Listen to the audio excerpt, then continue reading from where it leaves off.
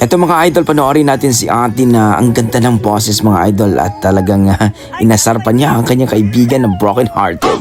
So let's go dito, panoorin natin sa video ni Aika Limpiado sa Banal. Let's go mga idol. Sigurado mga idol, mai-inlove talaga kayo dito ni ate mga idol. Grabe, ang ganda ng boses.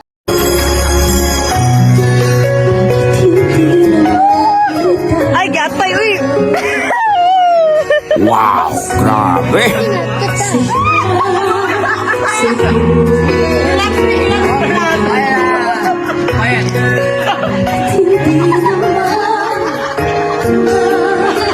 Mukhang may broken dito mga lodi.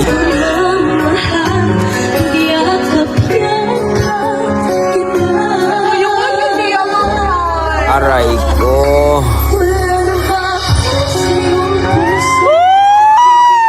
Tama na,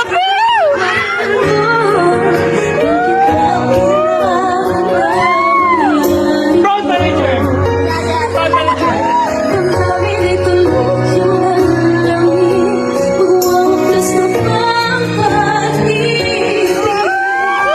Abi mga idol, sobrang lamig ng boses ni ate, napainom tuloy ang isang kaibigan. Day, okay na ka niya, Day!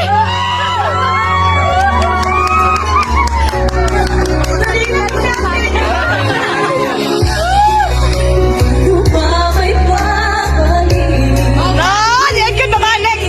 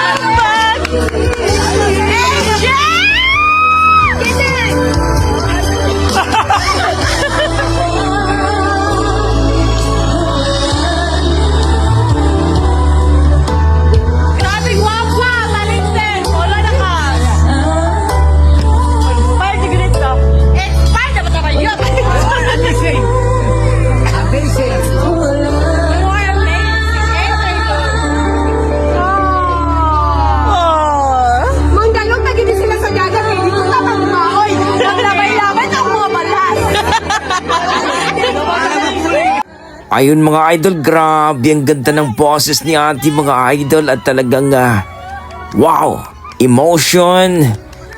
Talagang ang boses napakaganda at masasabi mo talaga mga idol na sanay sa kantahan si ate girl. Ika nga mga idol, ito yung hinahanap natin mga idol. Ito yung mga hinahanap ng mga lalaki na talagang titibok talaga ang puso nila. Grabe, napakalupit mo ate at mukhang may broken hearted ata yung kaibigan ni ate kaya kinantahan niya. So kayo mga idol, ano masasabi nyo sa kanyang rendition, sa kanyang performance? Para sa akin mga idol, kung i-rate ko po ang kanyang performance, Talagang nasa mga 9 mga idol. Pwede na ito isabak sa tawag ng tanghalan, PGT.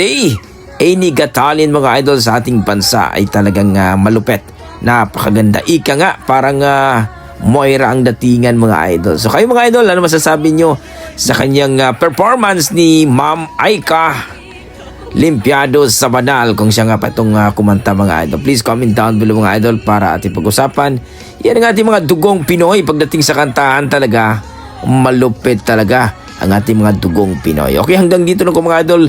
Maraming salamat. Please comment down below na lang mga idol at supportahan po natin ang Facebook page ni Ma'am Aika Limpiado sa Banal.